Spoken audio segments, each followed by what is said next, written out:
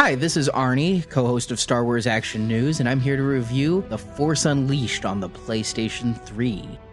The Force Unleashed for the PlayStation 3 is a good Star Wars game, but it's just an average game. I found the gameplay to be repetitive and get somewhat tedious, and be a little bit too difficult in the beginning, and then as the game progressed, it became easier, but it didn't really alleviate the tedium.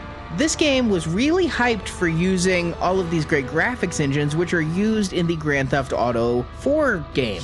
And that allowed for free roaming and exploration, and I really had expected some of that, when in fact this game is just a simple dungeon crawl, for lack of a better term, where you're thrown in a map, there's only one way to progress through the map is pretty much a maze, and you have to get from point A to point B, killing everything in between. Now, the PlayStation 3 is known for its high-quality audio and video, and that's why I picked it as my platform, and I cannot express how fantastic the graphics are. Are they groundbreaking? I don't think so. I think Marvel Ultimate Alliance and some other games have had equally good cutscene graphics. In this game, when you crash the Star Destroyer, which everybody knows from the ads, it's incredible. The dust effects are incredible, which is great if you're a programmer and you're interested in how good the dust effects are, but average gamers only notice dust effects when they're bad. And a couple of the graphics here are bad.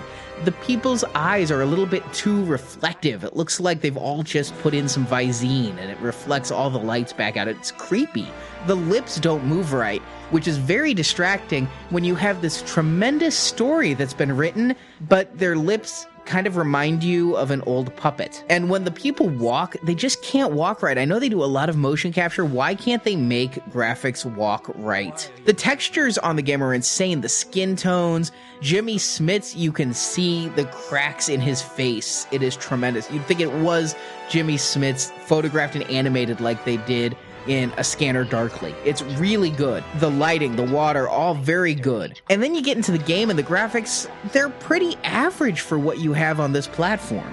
I was disappointed because all the enemies look alike. You're fighting Rhodians and they all look identical. They're all wearing the exact same clothes. I played a game 6 years ago where they had random clothes objects and random body type objects, and they made different characters on the fly, so when you were killing gang members, they all looked like different gang members. Why can't you do that for Rhodians, or especially when you're killing humans? I get that all the Star Wars stormtroopers look the same.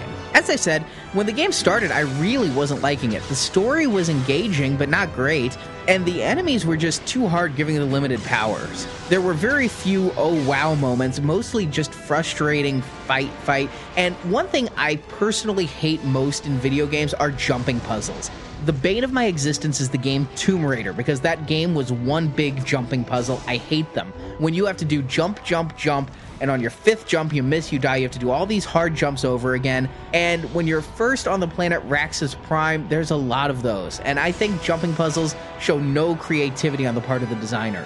As the game continued on, though, the force powers became more extreme, more unleashed, if you will. It seemed like it had a lot more going for it. It became a little less frustrating. It was still challenging, but it was more fun than it was hard. And there were very few jumping puzzles as you continued on. I found the controls for the game to be very difficult. The whole ability to pick something up and smash it should be the flagship of this game, when in fact it's very hard to figure out how to target a moving object in three-dimensional space using two little rudder controllers. Also, the force grip powers were kind of spotty, especially when you're crashing the Star Destroyer. It couldn't figure out what you could and what you couldn't get. All of your big battles end in what's called a quick time event play, which is, if you've played Marvel Ultimate Alliance or God of War, you're familiar with this. It flashes triangle, you hit triangle. It flashes square, you hit square. And then it's basically a cutscene with you basically playing gameplay that was perfected with Dragon Lair back in 1986. It's not very satisfying if you can't put the finishing moves on yourself. It's more cinematic, but how great is a cinematic when all you can do is stare at 4 square inches of the screen to see which graphic pops up next, and if you look at the actual graphics, you miss it. There were a few bugs.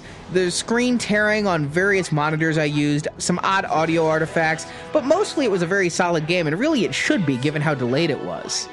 As for the story, which is one of the most hyped in the Star Wars universe, it's a great story for a game. It really is. It's a minor footnote to Star Wars, but so is most of the EU. I mean, how many people really needed a story about Hammerhead's private life? It's a footnote for Star Wars, but it's an engaging story. I think it's below Knights of the Old Republic in grandness, but I enjoyed playing it, and I think it's good.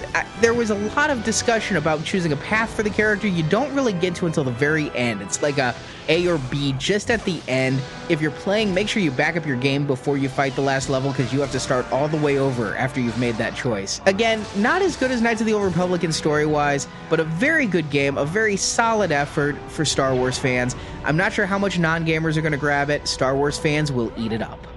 You can find more of these reviews on our website, swactionnews.com, and listen to our podcast updated every Monday.